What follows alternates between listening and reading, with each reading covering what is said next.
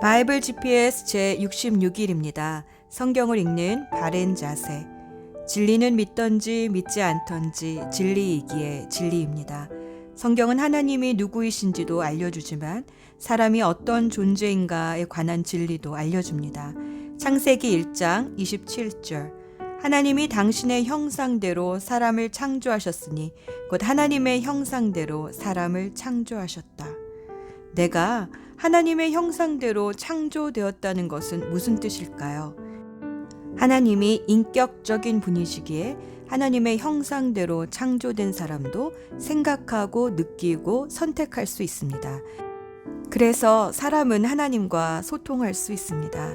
하나님은 인격적이시지만 또한 무한하시기에 70억이 넘는 인구가 하나님과 동시에 인격적으로 관계한다 해도 그분께는 전혀 문제가 없습니다.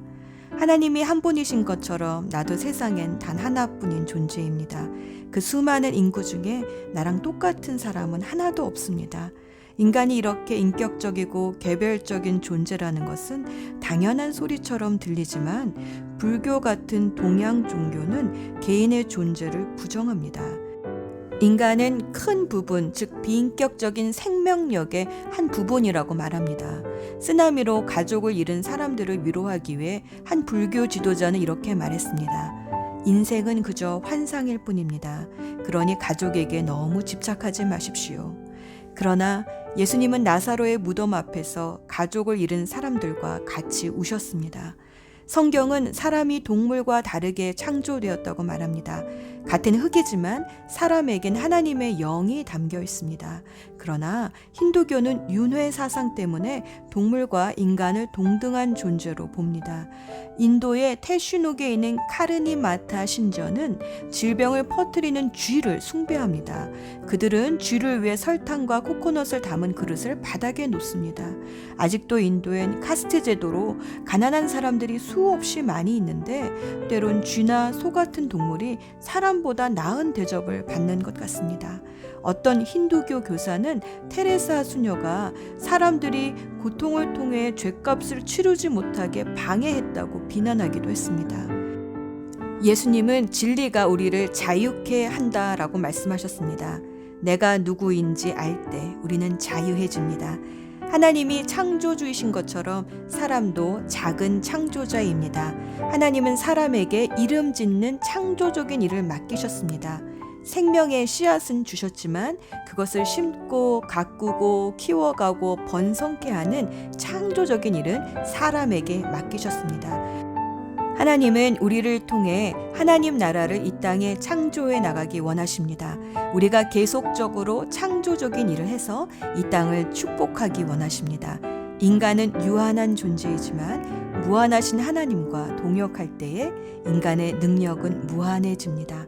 오늘도 성경을 읽으며 우리에게 주신 하나님의 능력의 비밀을 깨달아 봅시다.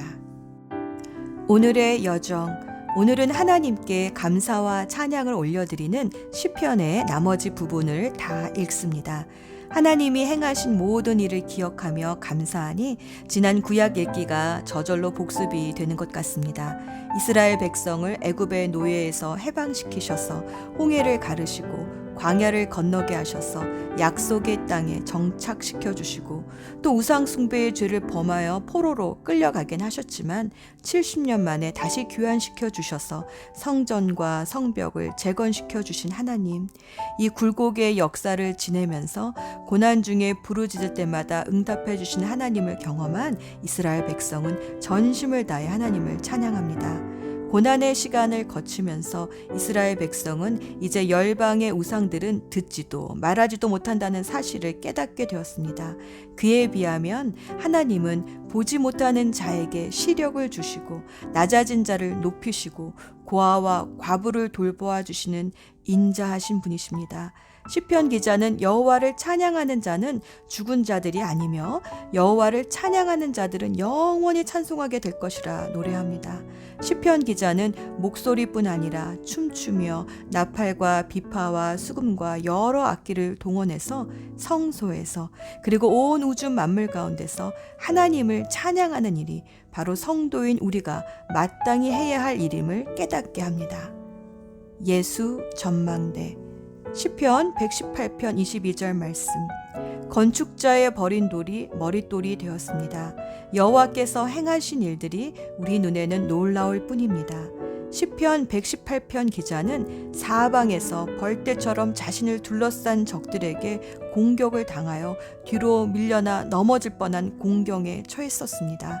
그러나 주님의 이름으로 이 모든 어려움을 물리쳤다며 사람을 의지하는 것보다 하나님을 의지하는 것이 얼마나 복되고 감사한지 찬양합니다. 죽을 뻔한 고통에서 주님의 도우심을 경험한 사람은 주님을 찬양하지 않을 수 없습니다.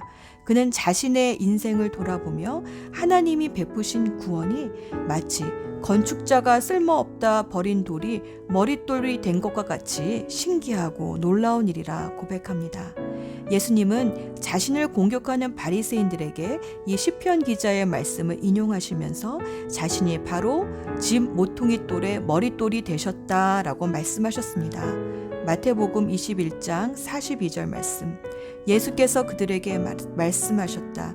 너희는 성경에서 이런 말씀을 읽어본 일이 없느냐? 집 짓는 사람의 버린 돌이 집 모퉁이의 머릿돌이 되었다. 이것은 주님께서 하신 일이요 우리 눈에는 놀라운 일이다. 하나님이 하시는 일이 늘 그러십니다. 사람들이 버린 돌을 주어서 머릿돌이 되게 하십니다.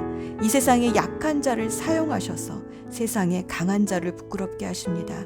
세상의 미련한 자를 택하셔서 세상의 지혜로운 자를 부끄럽게 하십니다. 질그릇같이 약한 사람에게 보배로운 예수님을 담아주십니다. 주님의 하시는 일이 우리 눈에는 참 놀라울 뿐입니다. 기도합시다. 찬양 받으시기에 합당하신 하나님, 오늘도 성경을 읽으며 잊었던 감사를 새롭게 하옵소서. 우리의 머릿돌이 되어주신 예수 그리스도의 이름으로 기도합니다. 아멘.